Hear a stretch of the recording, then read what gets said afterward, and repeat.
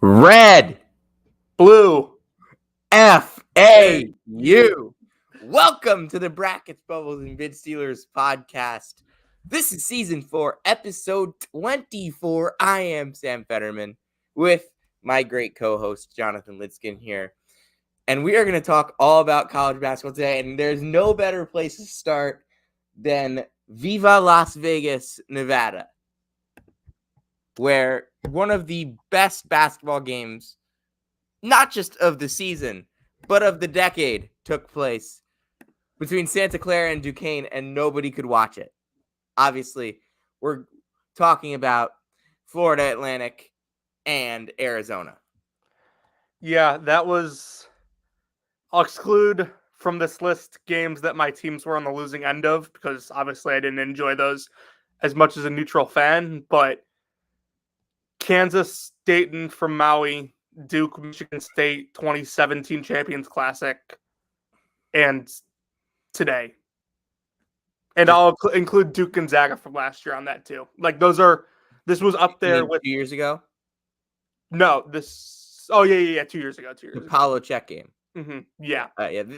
This felt like a heavyweight fight. Just two juggernauts trading runs back and forth in that second half. And it would be FAU would go on a run. Then Arizona went on a run. Then FAU went on a run. Then Arizona went on a run. Then FAU tied the game. And we went to overtime. And then both teams had their runs in overtime. Then we went to double overtime. It was a heavyweight fight. The teams were trading blows. And at the end of the day, FAU, with Vlad Golden fouling out at the beginning of the first overtime, manages to win in double overtime. That is so impressive. Yeah. Really impressed by the first half from FAU. They trailed 17 to 2 to start the game. And, this is what veteran teams can do. Bad start, didn't get rattled, clawed their way back into it. And then it was, like you said, blow for blow the entire second half. Guys made shots. Guys made really tough shots. It was... John L. Davis had maybe the best performance from any player this season. No doubt. 35 points, 9 rebounds, 3 assists, 3 steals on 15 of 27 from the field. And he only had 8 in the first half. So yeah, he was unreal in the second half and in both overtime periods. Caleb Love had a good game, I thought. Overall, he didn't shoot the greatest, but still good. He didn't shoot the greatest, but he got to the line. He made his free throws. He hit threes. He made clutch shots. Caleb Love has the clutch gene. I think if there were any doubts remaining about how for real FAU was, they're gone now. I think I said this after the Illinois game about FAU, that Illinois is the exact type of team that's a bad matchup for FAU in terms of the fact that they have these big playmakers that can get to their spots and hit jump shots, and they can get to the lane. And FAU is not a big team in terms of their guards. They don't really have guards that guard bigger playmakers. They have guards that can guard wings, but not guards that can guard big guards. Uh-huh. And that's kind of what Illinois is with Shannon. And Damask is obviously not a guard, but a shot-making, shot-creating wing who went off in that game. And that was kind of a predictable outcome for that.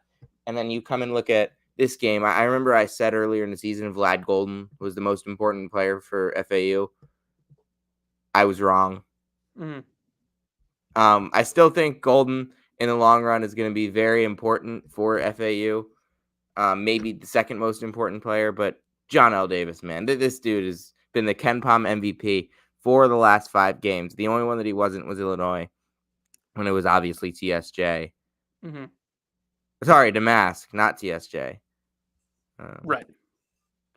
Just overall, John L. Davis has been so good just the last couple weeks. And the reason that you were wrong about the Vlad Golden being the most important player for FAU is Giancarlo Rosado was excellent today. Golden fouled out, Rosado came in, made some good shots, played some solid defense. didn't really let being undersized against Umar Bala face him all that much. Umar Ballo did have 21 rebounds, though, so FAU did kind of get manhandled on the glass, and they're not a great defensive rebounding team. I But think overall, defensively, they've gone from like 80th to 32nd in the last couple weeks. I don't think Arizona went to him enough in overtime and double overtime. I would agree. I think they could have exploited that matchup a little better. I thought KJ Lewis had a really good game. Yeah. There's And this I mean, Kashad Johnson didn't have his best day. Neither did Boswell. there's this weird sensation that like when Caleb Love hits a big shot in a game, like he has to be the one to take like all the big shots in the game from like there on That's the thing. That's something that I've noticed. Remember, I remember the Syracuse game. Was it 2 years ago? Mm-hmm. He was like 0 for 15, and then he hit one shot to send it to overtime, and he took every shot in overtime. Yep. I think we did a show that night, and I talked about how bad he is. And then they beat Duke a week later. I still don't understand how that. I still have no. I still didn't believe that team was an NCAA tournament caliber team until they beat Duke, and I stand by that. Yeah. It's just, I think for the first time all year, really, and even in the Purdue game, I wouldn't even say this was true. I think for the first time today, we saw a little hint of Arizona not playing together. Yeah, agree.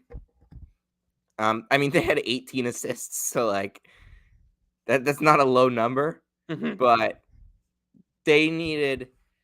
Here's my thing with Arizona today: 50 minutes of basketball, and like you play 8 guys. FAU went 10 deep, and even if it's Brennan Lorient and Trey Carroll getting 4 minutes each, they also got 26 minutes, 23 minutes, 22 minutes, and 12 minutes. They got a little bit more from their bench than Arizona did in terms of minutes. Krivas only played 7 minutes. What did you say? Krivas only played 7 minutes. Yeah, I thought Bradley and Lewis weren't bad. They were both good in the 27 minutes that they played. But minutes-wise, FAU got more from their bench, and it allowed them to be more spry going into second overtime. Can we also talk about Jalen freaking Gaffney? Yeah. I mean, 5th-year guy, played 3 years at UConn, 2 years in the Big East. He's been through some wars. He's never been a great shooter. He really struggled his last year at UConn. He was kind of supposed to step into a bigger role. And then it didn't really work out. Comes to FAU, comes off the bench last year, but plays a good amount but was not really used much. And he's still not used much, but he's having his best year as a college player, and he's been excellent for FAU this year, and he was excellent today. Yeah, I think FAU, like, they don't have as many guys that like they trust off the bench, but like obviously they went to Lorient and Carroll for a little today, and and I mean, I think Carroll. I think one thing, those are the 2 guys, and also Vanderpool. That I'm honestly, is Vanderpool redshirting? He might be. I think he's redshirting. Yeah, he's redshirting. But Lorient and Carroll are the 2 guys, and also like Boyd is just easing back from injury. Yeah. But like Lorient and Carroll are the 2 guys that in American Conference play, I'm going to be looking for the development, because that could be the difference between an 8-deep rotation and a 10-deep rotation. And a 10-deep rotation is one that I'm going to have a hard time picking against. Yeah, I also think there is some upside to it, though. Like, you get the ball in Janelle and Elijah's hands more. Like, last year they were pretty comfortable, like, with the 10 they had. And Yeah, and Like, again, if it's the FAU same is better system, this year than last year. There's no doubt about that yeah. right now. It's the But same system, but getting the ball into your best players' hands more often has benefited them so far. but Now, like, last year, 16th most bench minutes in the country. This year, 217th. mhm, It's a note. It doesn't make them not good. I think they're a top 12, 10 team in the country. They proved it today. They proved it against St. Bonaventure. They proved it right. against FA. They proved it against Charleston and Liberty and Virginia Tech, which blew their metrics up, which was awesome because they needed it. Mhm. They're Yeah. great. Their loss against Bryant will be like one of the 2 or 3 most shocking results of the season. It's easily the most shocking results of the season. A home loss by FAU to a home quad 4 loss where they just didn't shoot against a Bryant team that Bryant actually kind of killed Drexel today, which is really impressive. Mhm. Bryant, a team that hasn't really scored much this year, scored 101 and 104 in their last 2 games. Obviously, they play fast, so they're going to score a bunch, even though they don't. Yeah, and I mean, this is a team that probably loses 3 or 4 in conference. Bryant, No, FAU. FAU, they'll lose. I don't know, but we should also talk about their conference rival, Memphis. Who played not so great today, but Yeah, still didn't believing. they didn't play well. I still think they're really good. Mhm. David Jones is an All-American, and this is a guy. Ken Pom game MVP the last 4 games, 29. His last 6 games, 22, 23, 29, 22, 26, and 28. That doesn't even include the 36 that he had against Arkansas. Mhm. Yeah, Naquan Tomlin, first game back too. Didn't play all that much, but they're going to ease him back into it. Still getting used to his new teammates.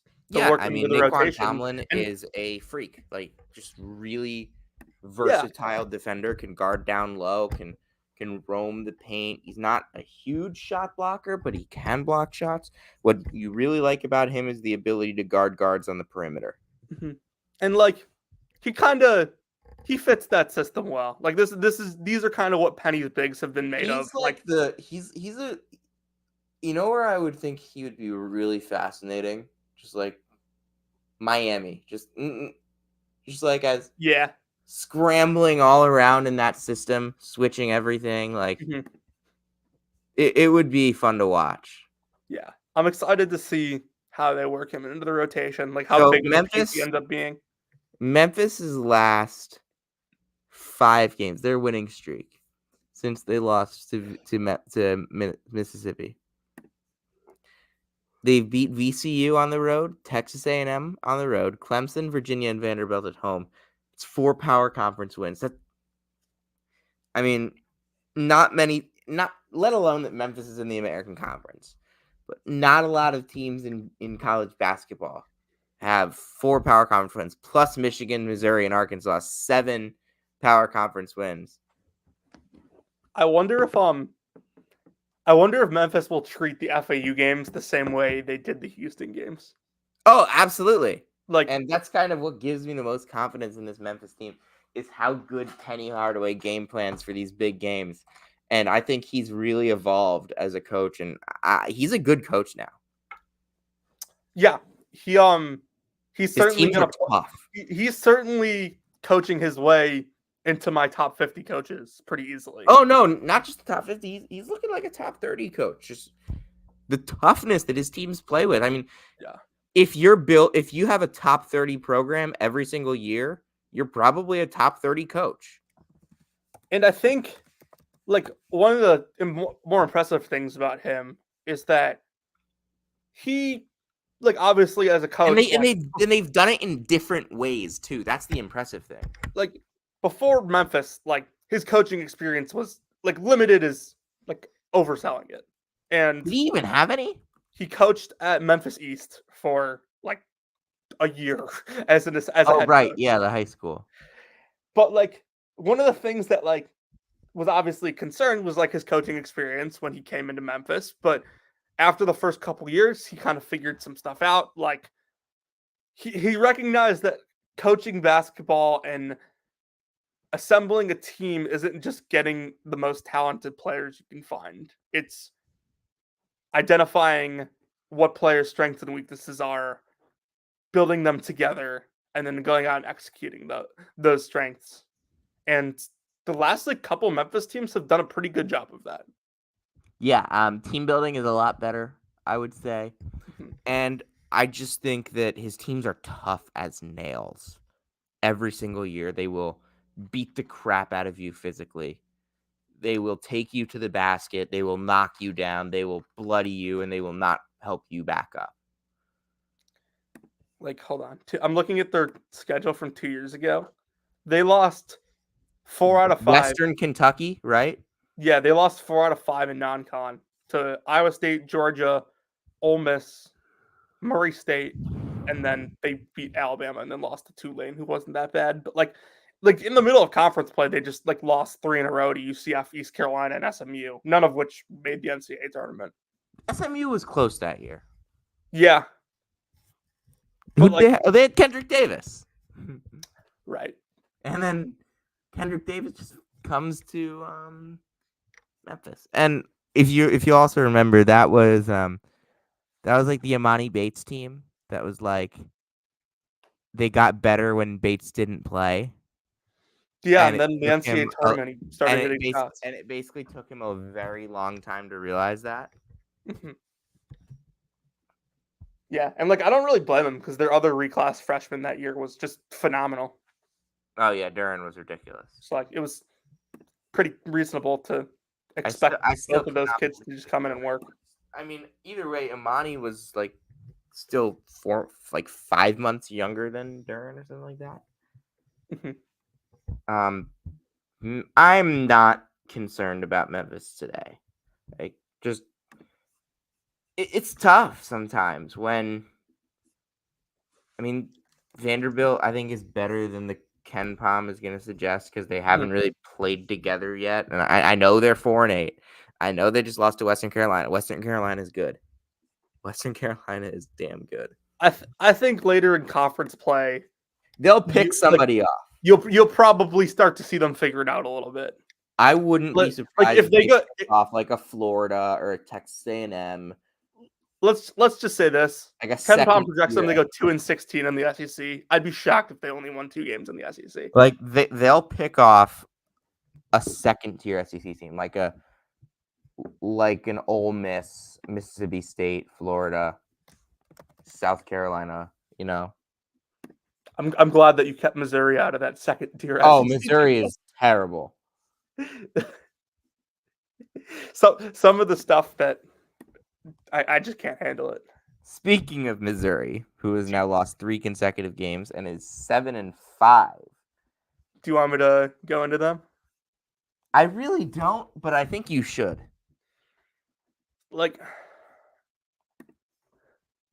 Be concise, because this is a little bit early.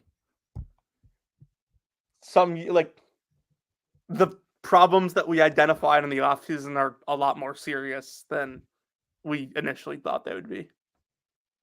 Because they have the problems that we thought they did. Yeah, no alpha. But it's a lot more serious than I thought they would be. And that's partially because, listen, everyone takes transfers now. Not everyone's transfers are going to work out. And that's kind of the risk you run in this day and age. Tamar Bates has been fine. Caleb Grill has been awful. Jesus Carolero does nothing. John Tanja has been a non-factor. It's unfortunate, but they've already recruited their way out of this, and they'll be fine. It's just this year is gonna suck.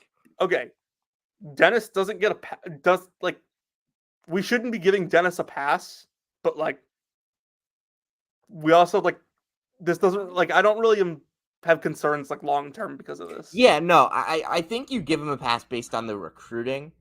You don't give him a pass for the roster construction, but given the way that he's recruited for the future, I don't think you can say that it's going to be a concern long term.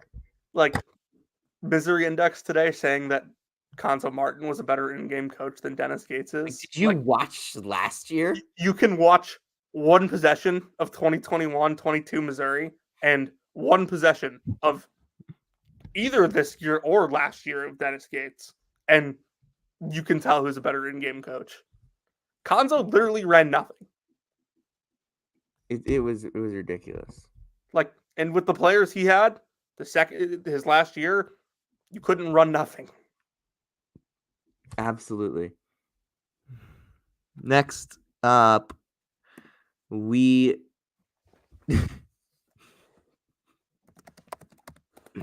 we do need to talk a little bit about the Big East. And where do you want to start in the Big East? Low-key Providence. Yeah, that's where John Fanta started today, and That's where we'll start the show. that's where Or the segment, I should say. And I said this about Providence early in the offseason. They were really underrated, and Kim English has been very impressive so far this year. Providence is going to be a borderline top 25 team for me week, and it's because they play connected. They have 3 really, really good players. They have a really good they have a guard that can shoot the crap out of the ball at 6'7". They have a point guard. They have another guard that's one of the best defenders in the country. They have a freshman guard who's going to be a really good NBA player. And then they have an All-American and an elite center. Like, this is a really good basketball team. And Honestly, they have a lot of dudes that are really playing well. Bryce Hopkins is shooting 20% from 3 this year, and he's still been one of the best players in the country. How many guys can you say that about when they take as many threes as Hopkins does? I mean, 50 threes and shooting under 20%. I mean, Devin Carter might be the best player on this team. And Bryce Hopkins is a borderline All-America player. Yeah, and he was the runner-up for biggest player of the year last year. I honestly kind of there's a lot of good and bad with Jaden Pierre, but I kind of think he's guard. He's a good point guard. I kind of think he's like a really good fit for this team. Absolutely, because he doesn't need to be everything. That he doesn't need to be like a primary point guard. Providence, the last couple of years, has been whatever the opposite of an analytical darling is, but they thrive under chaos and pressure, and Pierre and they apply pressure. Operates well like that. Providence is number 8 in the country defensively. I really do think that a lot of what they tend to do is not too dissimilar from what they were trying to do under Cooley. Obviously, they were not a good defensive team last year, but they are. It's just overall a lot of the same type of mechanic stuff.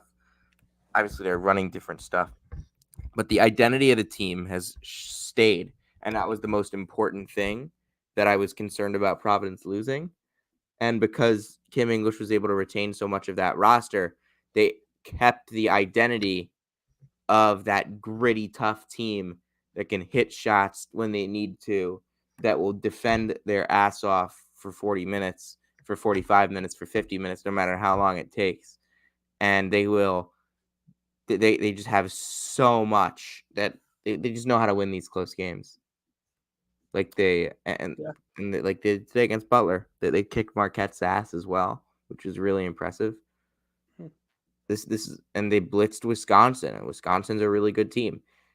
Yeah, I mean, K-State beat them in overtime in Baha Mar, and Oklahoma killed them. Those are their only 2 losses. Stami, have you heard this before? Providence is undefeated at home late in December. Providence is 11-2. They are 36-3 at home over the last 3 years. I think that road trip, couple weeks, will tell us a lot about them. Creighton St. John's. Yeah, agreed. But then again, like this team, I don't care if they are like they'll win 8 or 9 Big East home games, like no doubt in my mind. Mhm. Like they already beat Teams Marquette. don't win there. Who's to say anyone besides Creighton or UConn is going to beat them at that building? Like the only one to beat them at home in 22 was It's Nova, right? Nova, yeah. Who like veteran point guard that like didn't get rattled by anybody. And him and Moore were no, it was just Gillespie that dominated that game. He had a big shot to ice Yeah, that game. and last year it was only Xavier and Seton Hall, and that was like after the Cooley had checked out. Mhm. Like they killed Georgetown, then they came home and lost to Xavier, Seton Hall, UConn, and Kentucky. And like Cooley had checked out. They have lost. So they've really only lost one game at home in the last 3 years at this point. Mhm. Providence is really good. Huh? Providence is really good. Are you? I mean, you're not concerned about Marquette, are you? No, not even in the slightest. They beat Georgetown by 30 today. Mhm. That's not really an accomplishment, but they did get the walk-ons in. Yeah, I just like losing on the road in conference, like especially at a place like Providence, it just doesn't bother me all that much. No, not at all. And it shouldn't.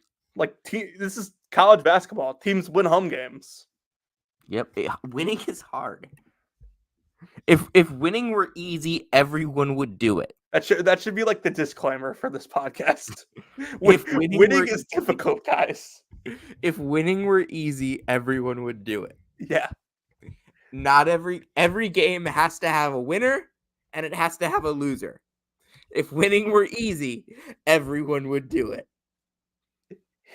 They don't just like hand out trophies and fruit snacks to everyone at the end of every game. You know what? And you know what the thing is? We are here to celebrate champions. Yes, you got right into what I was going to say. We're here to celebrate the champions, and let's celebrate the champions right now. That's our new counter, by the way. That's the new counter that has to be made. All right, we'll start it for the next show. Beautiful. So the champions came out today, got zoned to hell in the first half by St. John's.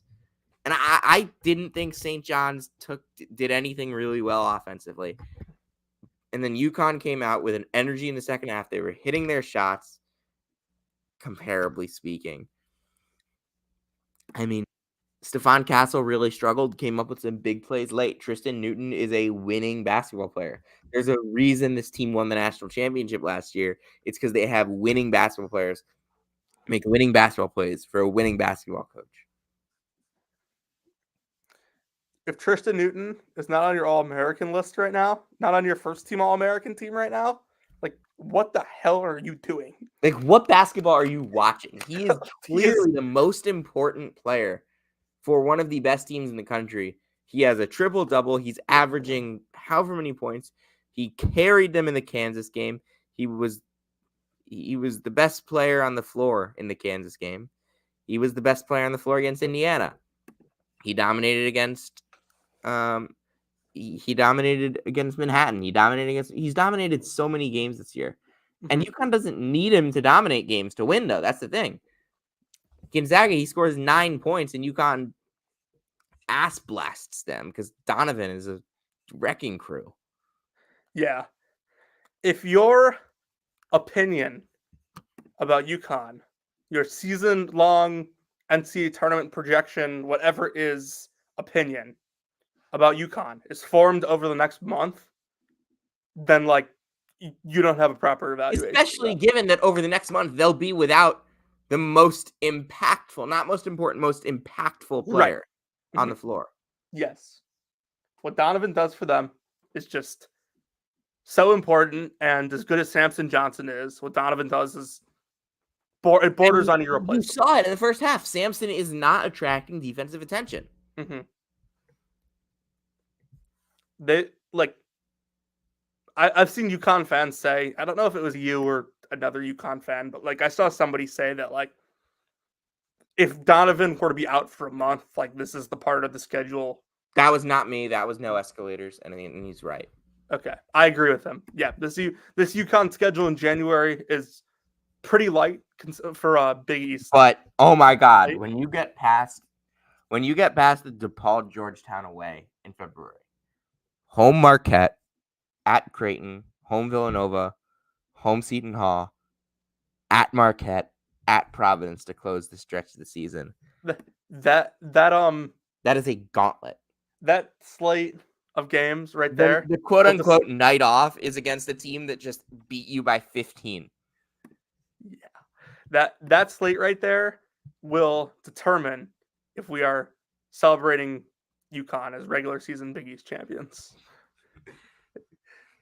And look, it's gonna be it's tough. I mean, UConn is the fourth best offense in the country, and sometimes it just doesn't feel at all like it. Mm-hmm. 326th in pace this year, by the way. Not sure if you saw that coming. Yeah, that is something. There's a lot of they're playing slower than Houston. Just a lot of longer developing stuff. Mm-hmm. And that's fine because you know what? Like Cam Spencer doesn't get through screens as quick as Jordan Hawkins did. Yeah, and you also just have late shot clock shot makers like Tristan Newton, Alex Caravan. Those dudes love the late shot clock. If you can't get it into Donovan, like on the short roll or on or just throwing lobs, like that's fine because you have dudes that make shots. Yeah. Anything else? On UConn? Yeah. No. Are you concerned about Creighton? Like, no. I think I have a theory. Okay. What about Creighton from last year to this year, outside of like them physically probably not being as good, is like vastly different? Like this team still operates in the exact same way. They were a 6 seed last year. Yeah. They might be a 6 seed again. Yeah, exactly. Like I don't think they will, but they probably won't be because Ryan Kalkbrenner's not going to get Mana again. I mean, can you be sure about that? I am pretty sure you can only get Mana one time.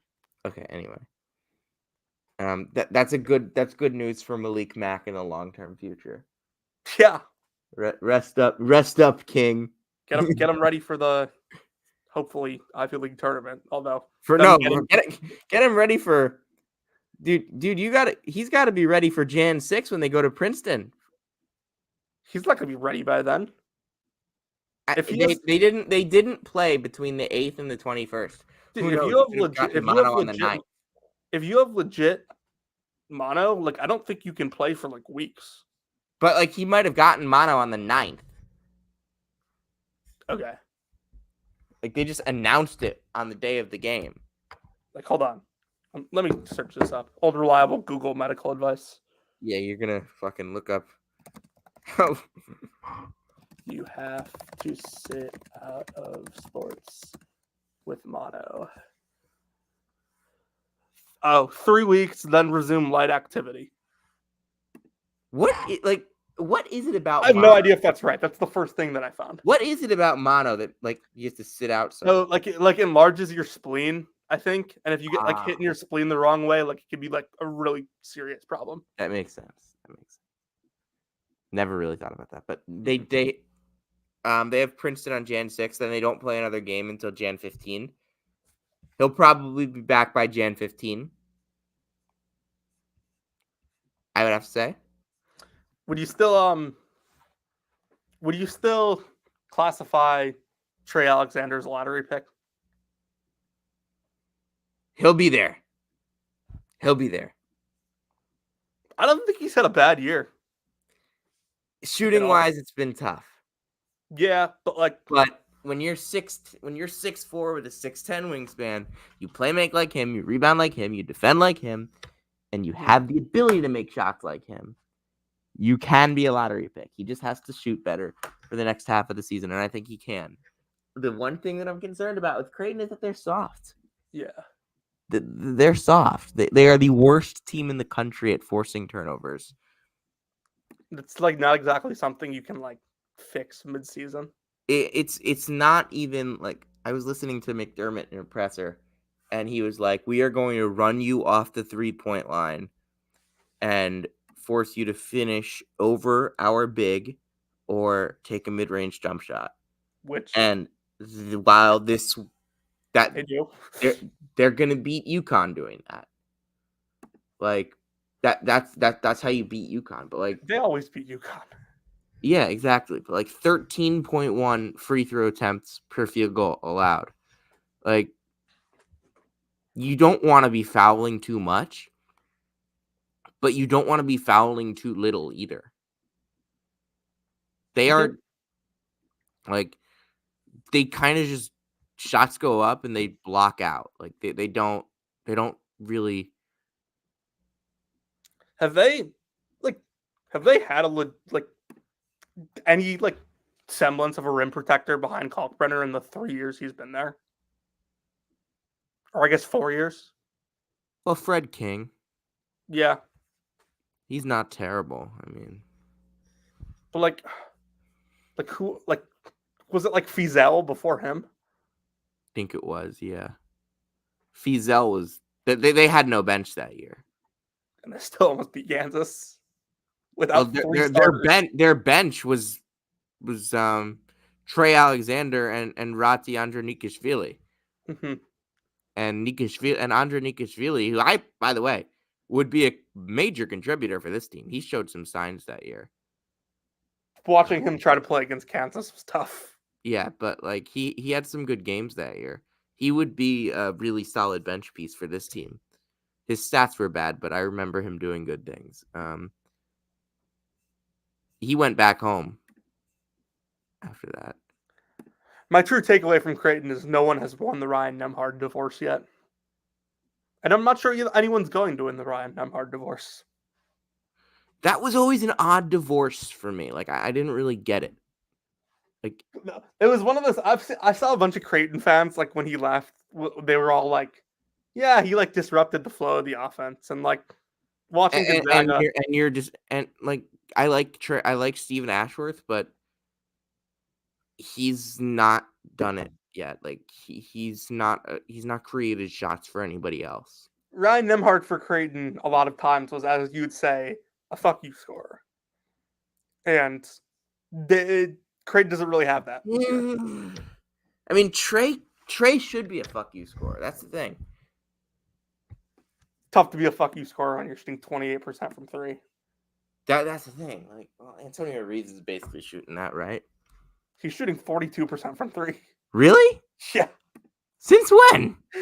The only reason I know this is because the other day I was like, he's shooting 45%. What? Well, it's gone up. The only reason I was looking this up is because like I wanted to see Reed Shepherd's 3-point percentage the other day, and he's shooting 57%, which is just 58%. Like wildly unsustainable. Are we sure? Because we've been saying that for over a month now. He's not gonna. I mean, he was at 59, wasn't he? So like, it's starting to come down. Okay, he's gone down 1%. By the way, I'm excited to see them in conference. Reed Shepherd had 11 assists. I was thinking about this the other day. I'm really excited to see Kentucky in conference because, like, we've never seen Kentucky like this before. And this isn't like the old SEC. Like these teams have athletes that can run with them. That doesn't mean they're going to be better than Kentucky, but this is the fastest Kentucky has ever played since Rick Pitino was coaching there. There is a handful of Kentucky games in the conference that I'm just like really, really excited to watch. Which ones? A&M whenever they play them. That's in a couple weeks. A&M, Auburn, Bama. Like, and then like you have like Tennessee and Miss State, which like kind of contradicts that. Did you see our favorite mid-major stat patter had a big game today? The fronts we made along the way? Yes, sir. 19 points, 2 rebounds at 6'11", 5 assists, a turnover. one foul in just 20 minutes for Grant Nelson in a big win against Eastern Kentucky. That's a solid Eastern Kentucky team. Actually, You remember the they're not solid. Sorry. no, They they have they have won massively a Division underachieved. One team. Jesus Christ. Really? Yeah, they have massively underachieved. You remember the whole fake 5-star comment? Yeah. This is that, except with NBA draft type. And by the way, Cody, I apologize. I wasn't familiar. He's been better than I thought he would be. Now, is he the top 5 pick? Probably not. No, But I and apologize. I wasn't familiar I'm still with seeing your him game. projected. Hey. Your team won by 27 against Miami without you. I'm not sure. He's playing 44% of the minutes. Like, He's missed 4 games. you're right. Why don't they factor that in? I guess I don't really know how you would factor that in, but over the course of the season, as long as you don't miss a ton, it's like fine. Yeah. Next up. Yeah, Grant Nelson had a big game. Next, yeah, Eastern Kentucky has one Division I win. What the hell? dude, this was like a team that like got top 100 consideration from us. I put them in my top 100. I didn't, and boy, am I glad that I didn't. Who's the worst team in my top 100? Probably Loyola, honestly. Them! Eastern Kentucky, what the Well, hell? obviously, it's Eastern Kentucky for you. I think it's Loyola for me. Has to Who's be, the right? best team in the A-Sun? Wait, hold on. Lipscomb is ahead of everybody. Actually, right now it's Vanderbilt. It's not even close. Yeah, that makes sense. Yeah, I'm just trying to look. Like, Notre Dame didn't sniff my top 100. Honestly, I haven't watched any of EKU this year. All I know is that Isaiah Cozart is averaging like 5 blocks a game. So I kind of just assumed things were going well. Okay, while we were like kind of on the topic of we're on the topic of Alabama, I guess. Can we get them out of the KenPom top 10, please? Please Like, stop just killing these mid majors. They beat South Alabama by 56. You know what's helping them right now? What? Like a ton. They have a 22-point win over Indiana State. I know. And Indiana State is 11-1. Like, can we please get these like Indiana jokesters State out of is the top like 10? doing a last year FAU type of thing where they lose a game to a high major early in the season before we realize how good they are, and then they just kill everybody. It's gonna be really funny when like Alabama's like 16-10 late in the year, or 16-11 late in the year, and like you have all these Alabama fans that are like finding out about KenPom for the first time in their life and are like using it as their sole argument for making the NCAA tournaments.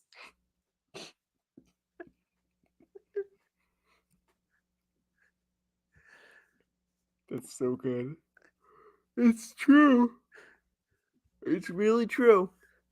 Speaking of KenPom, what is BYU sitting in a top 4 spot? We fucked around and found out. Like, they'll be moving up in my rankings this week. Not by choice, because they made me. They beat Bellarmine by 42. Congratulations. I don't see the vision with this team in terms of the Big 12. They have Baylor on January 9th. Another team I don't really see the vision with, but I think Baylor can beat them. Let's just say I'll be betting on Baylor in that game. That game's at the Farrell Center. I think Baylor's going to win by like 12.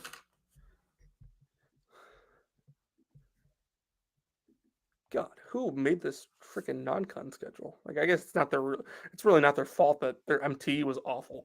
But ASU and NC State, jeez. Illinois in that KenPom top 10. It's a really good team. Your Final Four good.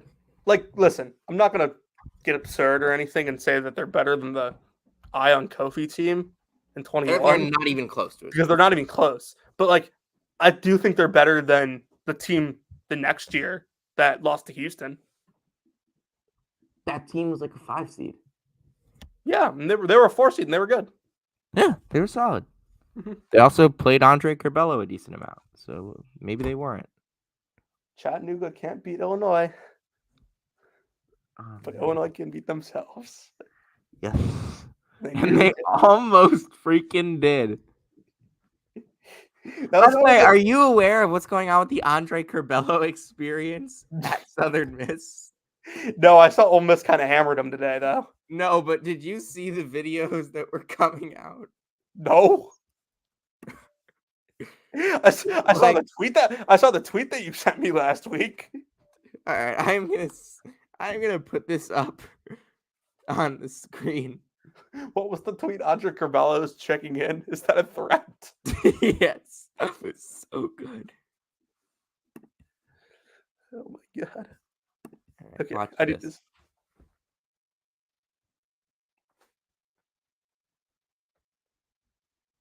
What? And then it's rainbow flick, and behind the head toss to the ref. Guy's a psycho. You know it's never good as a basketball player when your best highlights are you doing things on a basketball court that are not at all related to basketball. This is one of the all-time greatest tweets in college basketball Twitter history. Is that a threat? Isn't that a threat? I also just love like this guy who was tweeting out like random Andre Curbelo plays from Illinois. Mm-hmm. Oh, there's this tweet. 13-1 when he doesn't play at all. That had to be from his sophomore year, right? Yeah. Just like look at this guy. Look at this guy. Why does he look like he's limping after every play? Because he probably is. Oh my god. This is nice dunk, Kofi. Yeah, nice dunk. I just love looking up Andre. Like, look at this. Look at this. He is the hero of Big East Twitter. This guy has become like. Is this guy the worst player in college basketball history that's must-see TV? Maybe.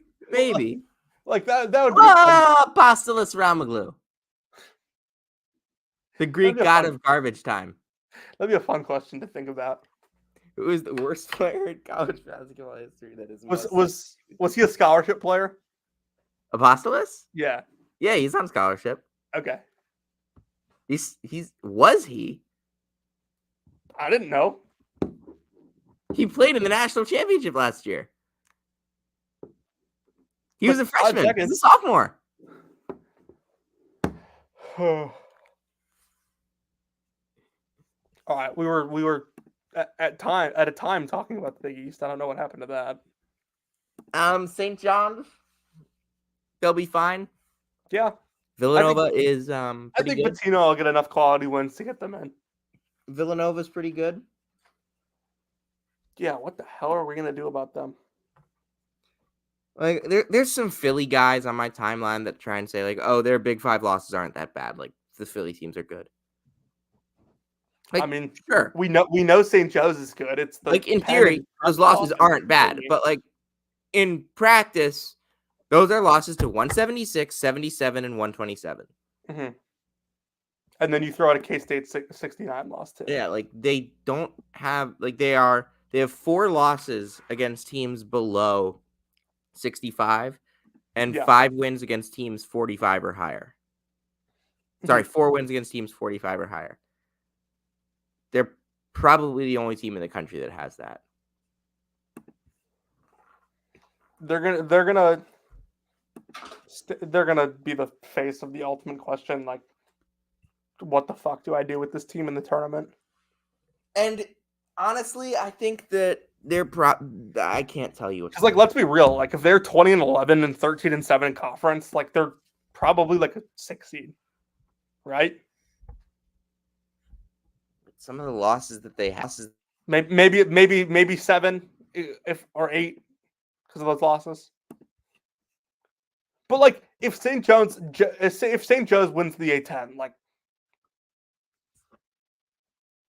you're mute right now. Might be your mic. But like they still have the Penn and Drexel loss. Right. Like those are losses that like knock you a seed line.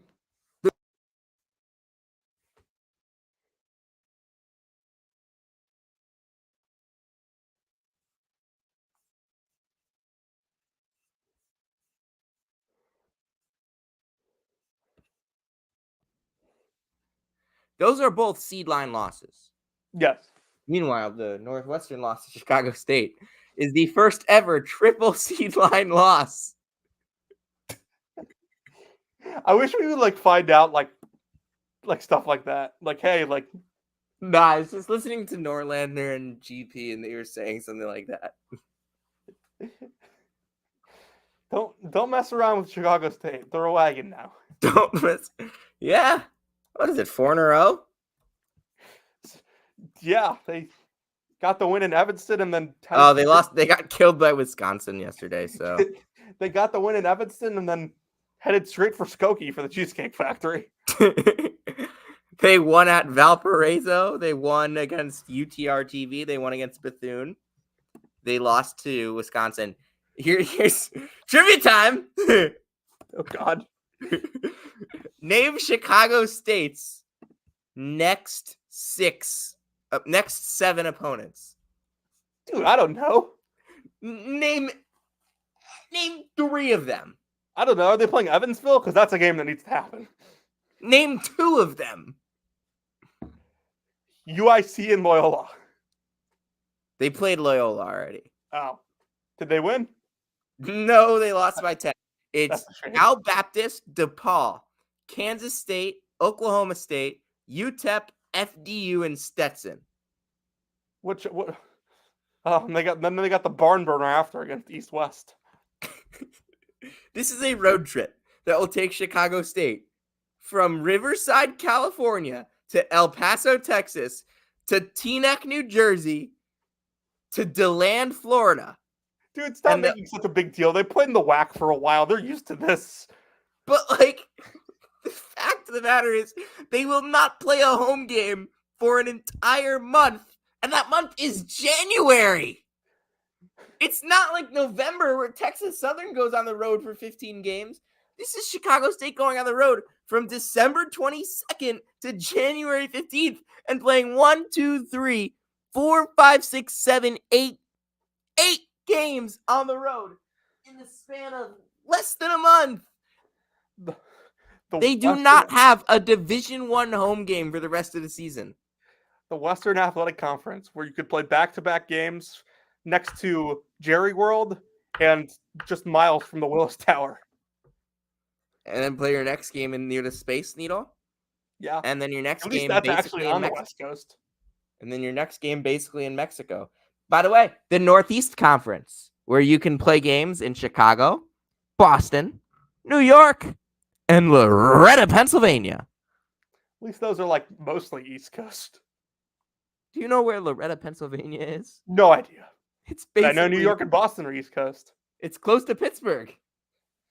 Yeah, well, I've been told Pittsburgh isn't East Coast. No, so. Pittsburgh is Rust Belt / Midwest. Always fun talking geography on this show. Yeah, Wesley Carday is a superstar, like legitimately a top 100 player in college basketball is playing for Chicago State. With it, people. Chicago State. Just like legitimately a top 100 player in the country is playing. They're here to drop you 3 seed lines and chew bubblegum, and they're all out of bubblegum. What is that line? Have you never heard that before? I have. It's just so stupid. I gotta clip that and show Harrison. He'll love that. It's just such a stupid line. I use that line all the time. It's such a stupid line. It great. makes me laugh every time I see it, no matter who says it. I'll use it more often if you think it's so No, weird. no, don't use it more often. Saint Bonaventure had another blowout win against an opponent from New York State. Their Ah, their last 5 games, win against Buffalo by 15, win against Niagara by 34, win against Siena by 34, lost to FAU by 10, and win against Binghamton by 26. if they don't have the Canisius loss, like they're looking pretty damn good. Yeah, score 4 more points against Canisius, and they also were unlucky because that was one of 2 games that Canisius played this year with Taj Savesky. This team probably finishes top 4. 4 in the Yeah, A10. 4. I would agree with that. Like, what would you say at this point? Dayton, St. Joe's. Dayton, Joe's, Bonaventure, Duquesne, top Yeah, 4. that's the top 4. Conference is always fun. Ole Miss is 12. Are you gonna rank them this week? No, I'm not either. I mean they're 80th in KenPom. I'm not ranking that team. Like there's a certain line in KenPom where I'm just not fucking ranking you. You have to have a certain vibe around you to cancel out your KenPom rank. That's what Providence does. Providence does a great job of like making people forget about the analytics. Ole Miss hasn't mastered that craft yet. Yeah. St. Mary's, by the way, is 8-6. They had their season-saving win against Colorado State. Sprung 4 wins in a row off that. They had a 5-game win streak. They blew out Middle Tennessee 71-34. They blew out Northern Kentucky 92-56. They go today and they lose at home to Missouri State. Missouri State's a good team, but that is probably inexcusable. This is the loss that probably I don't see them getting an at-large. Did you see what Torvik posted a couple nights ago? What did he post? He posted you know how he has like the NCAA projection simulation based on like the schedule? Yeah. On his site. He had St. Mary's winning every game the rest of the season, except for the 2 Gonzaga regular season games and then the Gonzaga game in the conference tournament. And he had that, and based on that, the projection had them first 4 out. Yeah. KenPom projects 20-11. That's going to be a 7 seed in the NIT. That's going to be like a 5 seed in the NIT. Here's the thing, though. Would you call them the second best team in the WCC? Like it's them or Santa Clara? San Francisco. You think San Fran? San Francisco's 53rd in KenPom. They just beat Fresno State by 20. They have the 16th best defense in the country. If St. Mary's like started figuring it out and like won the conference tournament, like would that surprise you? No, it wouldn't surprise. Randy's that good. But San Francisco's real good too. I think we kind of like forgot that, like, and not just us, like other people did this more than us. Like we kind of just forgot that like this is St. Mary's. Like you're not supposed to be able be as good as they are. It's not Gonzaga. Right. They're not a top 10 team every year. We kind of just like thought they were maybe immune to some regression to their talent. Yep. Mississippi State today improved to 10-2. The 2 losses are very bad losses, Georgia Tech and Southern, but they are well on their way to an at-large. And hey, they're not the worst shooting team in the country this year. They don't really have big wins yet, but winning in New Jersey against Rutgers is impressive, I would say. Yeah, that was a game I thought Rutgers was going to win today. They obviously beat Northwestern on a neutral, Washington State on a neutral. That in Uncasville, that those are good wins. They don't look as good as they did at the time, perhaps, but I mean Washington State's 9-2, but they don't. I mean they kind of got blown out by Santa Clara. Not blown out. They lost by 8, but it felt like a blowout. It was a deficit that was much larger than that. Because Christoph Tilly and JB didn't play. Like,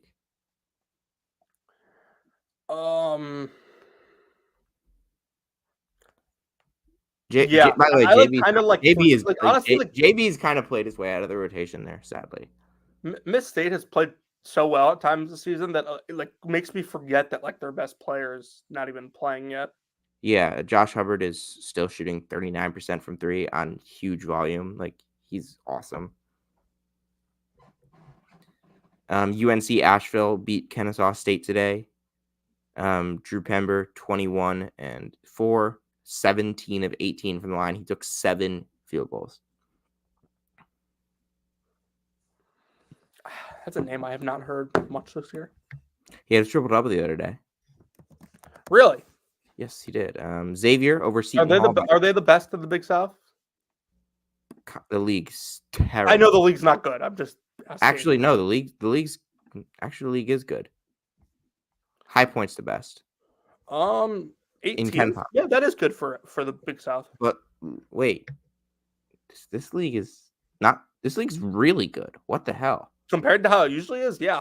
Longwood is really good too. They're 12-2, but they lost to NC Central, and they have the second worst schedule in the country. Who has the worst? Trivia time. Who's the worst schedule in the country? The worst non-conference schedule in the country. Should I know this? I mean, you know who this team is. I know who every team is. you know what conference they're in. When you put the Jet Punk quiz on in front of me, I may not get all of them, but I know who every team is. You will get this team every single time without fail within the first 10 minutes. Oh. Maybe Evansville. What? No. Evansville. Minnesota. Really? Yeah, that makes sense. They've played nobody. They have played 1, 2, 3, 4 sub 300 teams. They're 1-1 in the conference, though, aren't they? Yeah, they beat Nebraska. Which is like actually kind of looking like a good win right now. Nebraska's good. I think Nebraska's good. They're 10-2. They killed Kansas State.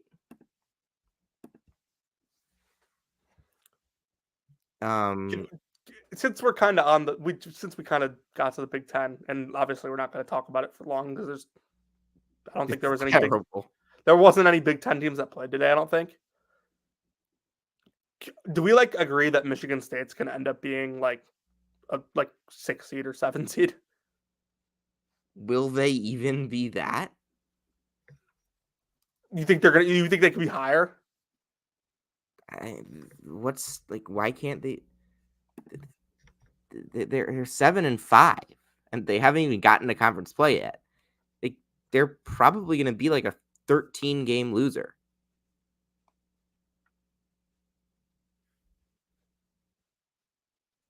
What do you think they finish in conference? Ken Pom projects 12-8. That means they'll have 14 losses, assuming they don't win the conference tournament. That's like an 8 seed. That's a 9 seed. No, they're How does this even work? They project 19-12, but 12-8. Who cares? Regardless, that does not add up. I know it's like percentages, but and they could lose to Indiana State. Go Trees. They could be a 15-game loser. That's at best a 10 seed. Yeah. 13 games for the record, I think they'll go better than 12-8 in the Big Ten. I'm not certain of that. Where do we think they are in the hierarchy of that conference? They are clearly behind Indiana. Not Indiana. I think they'll be 1 or 2 games better. They're clearly behind Purdue, Illinois, Wisconsin as the top tier of that league. I think they're also behind Ohio State. And at that point, you're probably in a pack of teams that's losing 8-9 games. I'm not entirely sure that they're that far behind Wisconsin or Ohio State for that matter. No, they're not far behind, but they're gonna be in a pack with 6 or 7 teams that lose 8 or 9 games. That's fair. I think the bottom of the Big Ten is exceptionally bad compared to how it usually is. So I'm leaving for the airport in about 3 hours. Raekwon Battle had 29 points today. for West Virginia. He's pretty good. How exactly does that connect to you going to the airport? Raekwon Battle had to go to the airport when he moved from Montana to Morgantown. You also had to go to court. What did you say? You also had to go to court. That's correct. You had to testify. Yeah, but that's a good addition for the Mountaineers, who should be at least like a competitive squad in the Big 12 now. Like, well, they don't have Jesse. Is he hurt? Yeah, 4 weeks. I missed that. Yeah, it doesn't really matter, to be honest with you, in the grand scheme of things. But Jesse's been fine. Quinn's been good this year for them. I'm still upset that UCF not going to Allen Fieldhouse. Yeah, UCF's 8-3. That game. Don't look at UCF's schedule. Don't look at it. UCF hosts Kansas a couple weeks from now, January 10th, Wednesday. How many points does Ken Palm project Kansas to win that game by right now? 11. 6. The 2024 Kansas Jayhawks. This is a new low for the Kansas program. An absolute masterclass this season on how to destroy your analytics. They are, by the way, 16th in KenPom. Yeah. And they're probably a top 5, top 7 team in the country. Where are you ranking them? By the way, why did they schedule Yale? It's a great question. Why did they buy Yale? Like, I get buying Manhattan and North Carolina Central and Eastern Illinois and UMKC. Why did you buy Yale? If you're gonna buy someone shit. They like, don't buy someone that could ruin your analytics if you play, because they're gonna play you close. Like, has Kansas impressed you at all this year? Like, relative to what you thought? No, there hasn't been a game where aside from the first half of the UConn game, there hasn't been a game where I said, "Wow, Kansas is really looking good." Mm-hmm. And that's with Kevin McCullough, as I've said, turning into Kobe Bryant. Kansas was 9 of 14 from 3 in that game. Granted, they're a much better shooting team than they're a top 10. They're top 10 in 3-point percentage, which is shocking considering how bad Nick Timberlake's been. But they're good. They're really good. I'm glad I was early on the McCullough's their best player take.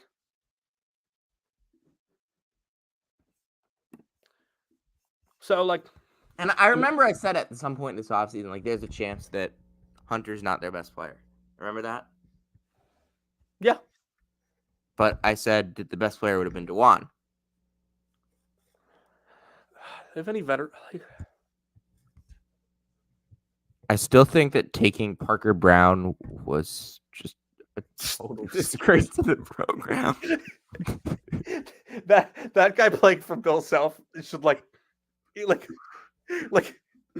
should impact him getting into the Hall of Fame. He has the same credentials of playing for Bill Self as Tyler Self. Wait, that's his kid's name, right? Yes. He has 3 in the NCAA tournament.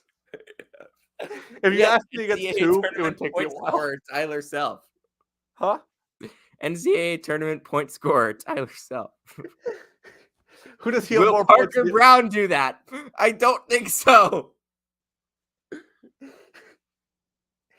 Tyler Self has more points in the NCAA tournament than Matthew LeBron James. Then who did you say? Matthew Hurt. Oh, I said LeBron James. Okay, well, you have to name people that actually played college basketball. Ben Simmons? Markelle Fultz? Okay, hold on. What year was this? I have to figure out something. This is important. Hold on. By the way, what do you know what Tyler Self is doing now? Because I just Googled him and found him on LinkedIn. Real estate agent. He is the co-founder and managing partner of Fern Financial Group. What is Fern Financial Group? For the bit, I should have guessed that he was an assistant coach or a graduate assistant at Kansas State.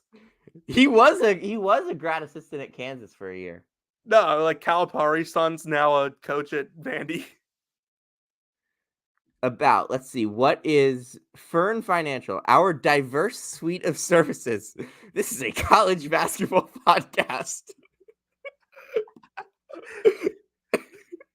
Our diverse suite of services goes beyond. Okay. I found the stat I was looking for. Hold on, let me finish. No. This is a college basketball. Go, and then because my thing's gonna be better. Go. Our diverse suite of services goes beyond traditional wealth management offerings. By leveraging cross-platform expertise and assets, we are uniquely positioned to provide full-service collaborative solutions to our clients at every stage of their life. That is a lot of fancy words to say absolutely nothing at all. You might as well have been reading me one of Dennis Gates' press conferences. They are the best 0-5 team in the country. Okay, you ready for the brackets, bubbles, and Ben Steelers stat of the day? Yes. Tyler Self has played, physically played, been on the court for more NCAA tournament wins than Oscar Sheboy.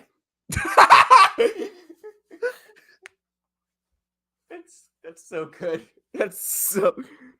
Andrew Hurley was the ball handler as the clock ran out when UConn won the national championship. Name the other players to do that. Dante DiVincenzo. No, when UConn won. Oh. Ryan Boatwright. Yes, that's correct. Shabazz? Nope.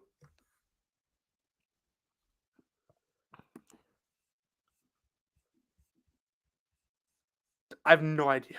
Jeremy Lamb and Talik Brown. I regret to inform you that Steven Izzo has not scored this season.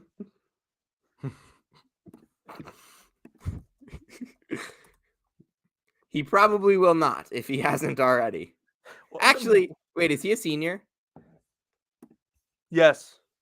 Do you think he's going to start on senior day? He is. Well, he's a fifth-year senior. Is he going to start on senior day? Okay, why the hell is that guy using a COVID year? What is the point? Why not just be a grad assistant at that point? Exactly. You're taking up a valuable locker.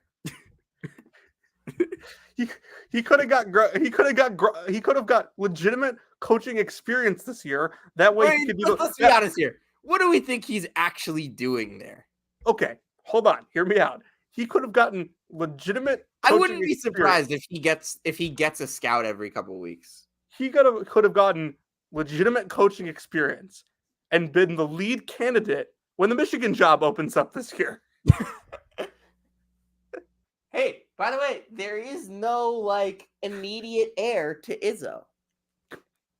Is it possible that if he lasts 5 more years? If you were Ward Manuel, the Michigan athletic director, by the way, would you give Juwan Howard a lifetime contract if he hired Steven Izzo as a grad assistant?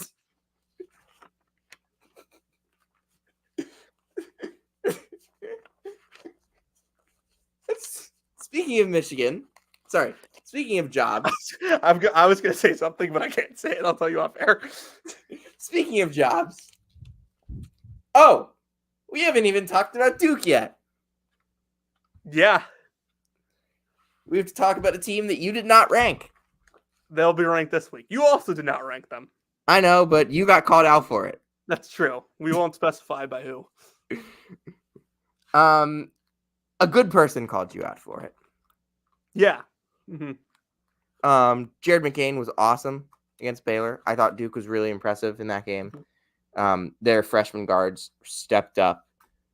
Filipowski really couldn't do anything with Missy on him. When Missy came out of the game, Filipowski was all over.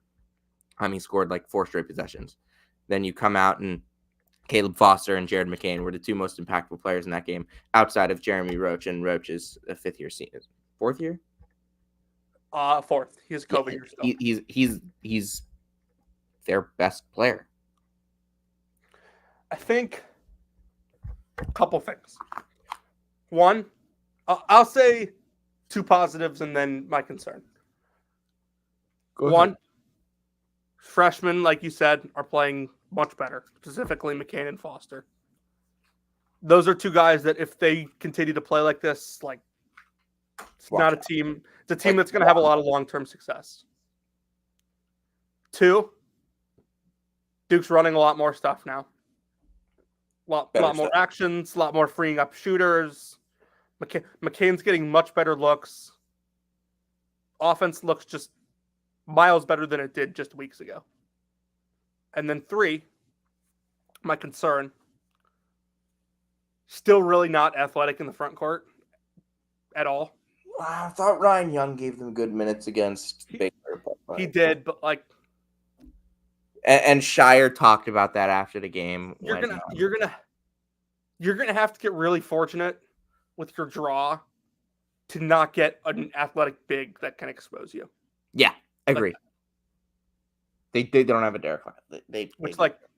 Listen, that's not like an insult to Duke. Like every team has something that they don't want to draw in their tournament. Every team that has aspirations to make a run has something about them that they don't want to see, like early in the tournament.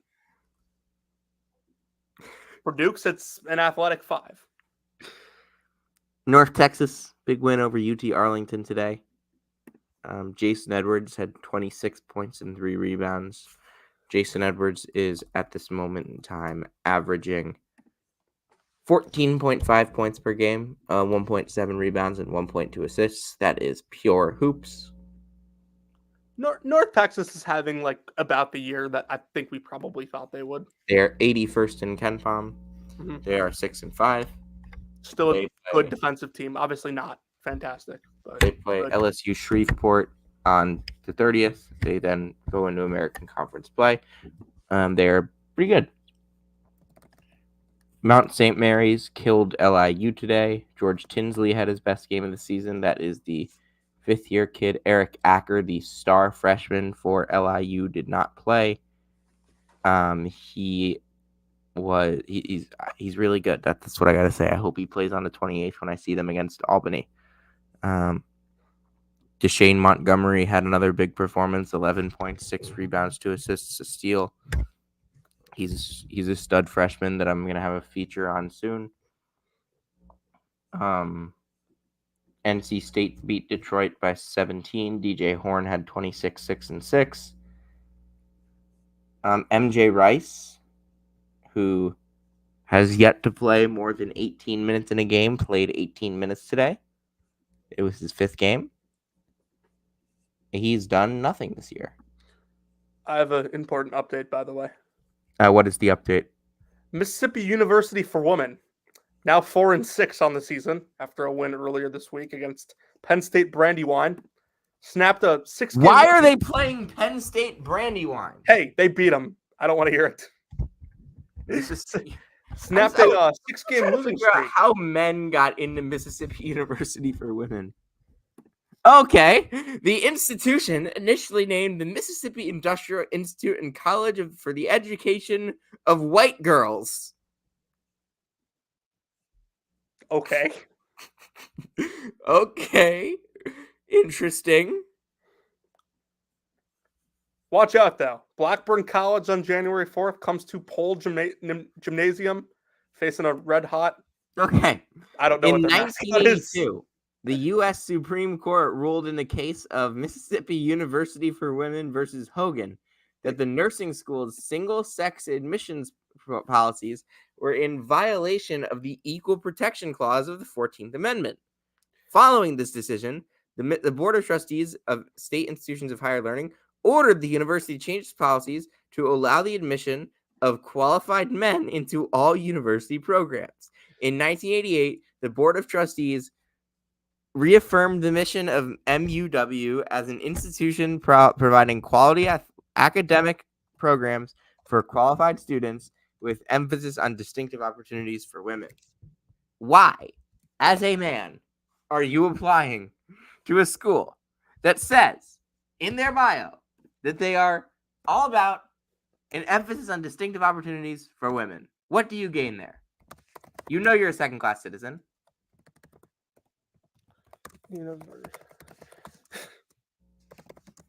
This has become just an unbelievable show. Once again, college basketball podcast. We have talked about finances. This show has been our court. We need to do no context brackets, bubbles, and this show has been our sometimes we talk about camel fighting, dodo birds, and lead black.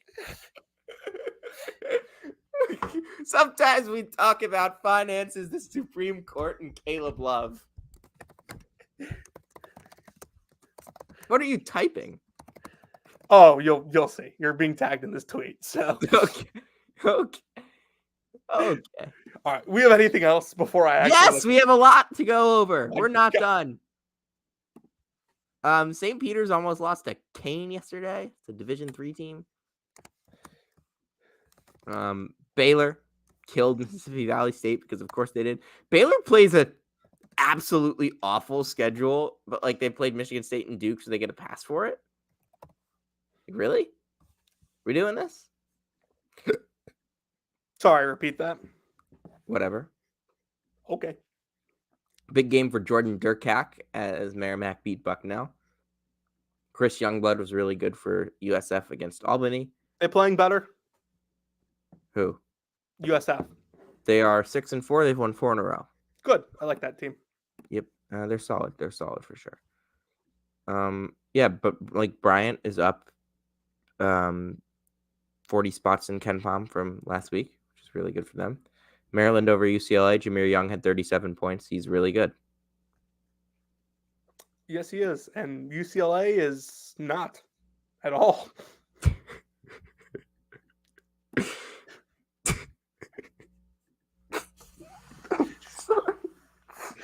Sam just saw my tweets.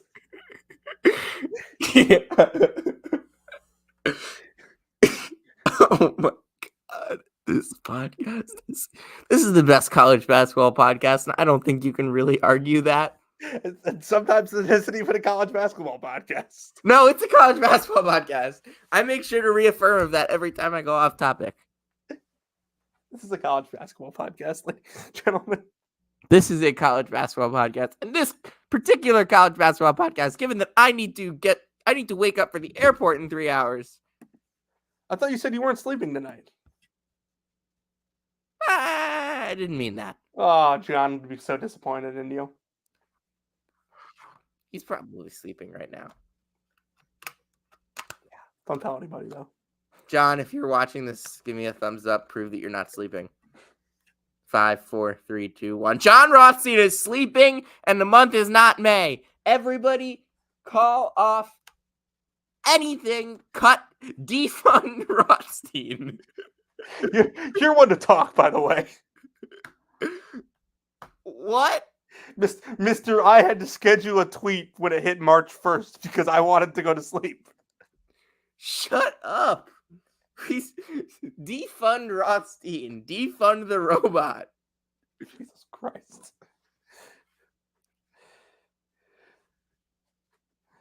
Oh my God. What else do you want to talk about, dude? I'm watching the Hawaii Bowl right now. This is AJ Brown has been really disappointing. I kind of thought top 3 most disappointing players in the country: AJ Brown, Aiden Mahaney, and Tyrese Proctor. Santi? Vescovy? Yeah. Haven't even really noticed it, if I'm being honest. Huh? Haven't noticed it, if I'm being honest. Can I throw out another one? Go ahead. And it's funny because it really doesn't matter at all. Yeah, go ahead. Justin Edwards. Yeah. Doesn't matter. He's terrible.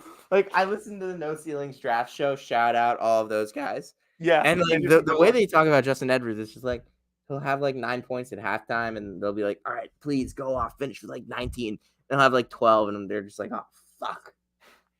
Like So this guy sucks. so from what I understand, they want to really like him, but haven't been shown. Oh no, the great thing about No Ceilings is they're cheering for every prospect. Okay. That's one thing I like, because they all want to see the prospects do well. There's no one there that dislikes any particular prospect, and that's, I think, what makes it such a great show. That everybody there just is trying to see the vision for every prospect. They're trying to understand, and they're like asking each other why, and that's what I like. That's an interesting way to approach it. It's the correct way to approach it. Yeah, it's not the wrong way at all. It's just it's not usually how I would approach it. I don't think it's how you usually would approach it. Oh no, I mean, I obviously have a strong dislike for Georgetown. I'm just saying, like, But we've been potting now for an hour and a half. Yeah. About an hour and 10 minutes on college basketball. What do you want to talk about now? What Michael Savarino's up to these days? Is he still at NYU? I have no idea. Let's check.